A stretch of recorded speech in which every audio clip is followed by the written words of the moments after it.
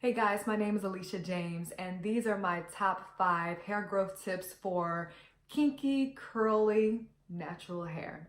Low manipulation or protective styling, water, avoiding heat or minimal heat, deep conditioning, and realistic expectations.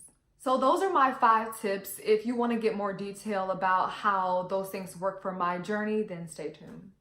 So with low manipulation, that's one of probably the biggest things that I always talk about when my friends ask me about my hair and my hair growth.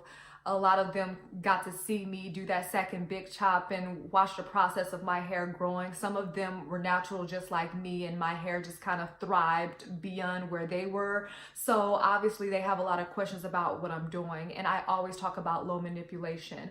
I understand a lot of people hate protective styling. I don't just love it. Let me tell you, the longer my hair gets, I just want to enjoy it because it's hair. It's like, what's the point of doing all this if I'm not going to enjoy it? One of the biggest things that a lot of you, if you follow me for a while, mini twists have hands down always worked for me when I'm trying to retain length.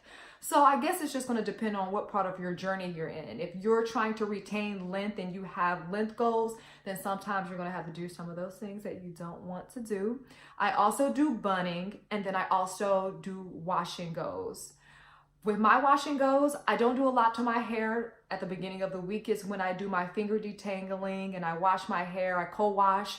And then the rest of the week, I'm literally just re-wetting my hair and adding some product to maintain it. So I'm still not manipulating my hair a lot. Water. Don't know how you guys feel about water. I'm not jumping up and down about it, but I do drink a good amount of water every day. I try to stick to a half a gallon to a gallon of water. I have to have lemon in my water, so you got to do what works for you. But not only drinking water, you need water in your hair. Water is moisture. When you're like, my hair is dry, you need some water. And now I know it depends on where you're from and other details regarding water. Only you can determine that. But according to my journey, I like to wet my hair daily. And even if I'm doing something as simple as my mini twist, I still spritz my ends very lightly with water at night and then just seal it, okay?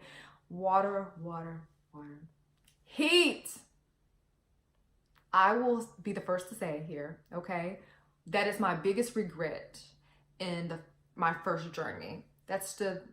For me, probably the dumbest thing that I could have done, and I am not doing that this time around. Heat training, whatever, flat iron training, heat stretching, I'm not doing it, and I've noticed such a huge difference in my texture, in my volume. I mean, my wash and goes to me, and I don't know about some of you what you think. They did not look like this the first time around. Like, I just have, my hair just appears so much fuller to me.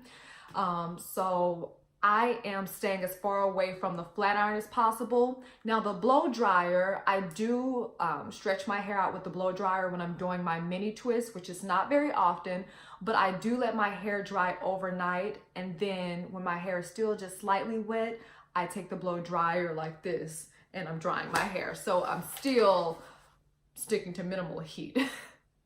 Deep conditioning. Extra virgin olive oil is still my best friend, will always be my best friend. It just works for my hair. I do oil rinses. I warm up the oil. I put it in my hair. I walk around for a couple of hours while I'm cleaning the house, and then I rinse it out and style it as usual. It's just really simple. And then also I massage my scalp. So scalp health is also important, and you can use the opportunity when you're doing your deep conditioning to go ahead and massage your scalp and make sure that that's all good too.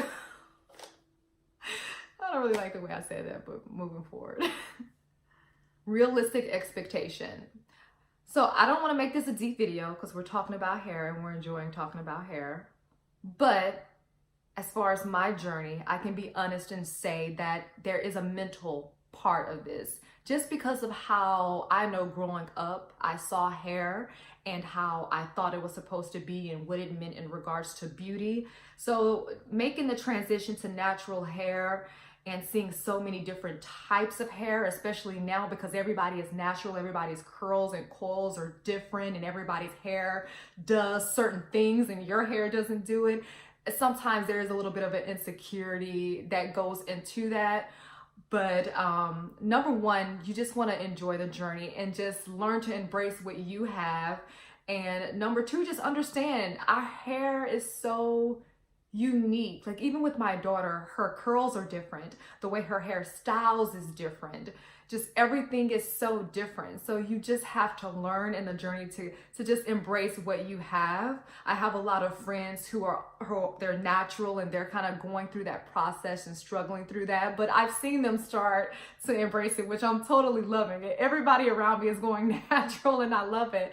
But you know, just getting used to it, because it's like you're used to seeing a certain thing, whether you had your hair permed or you know you like wearing extensions, which is not an issue, but just when you really desire to make that transition to being natural, it can be a little bit different, because it does look different, but to me in a great way. When I see a woman walking through the door with their curly coily hair or their afro, to me it just draws attention. So just be patient with yourself and just embrace what you have and just have realistic expectation. Unfortunately, all of us can't get up out the bed and shake it and go.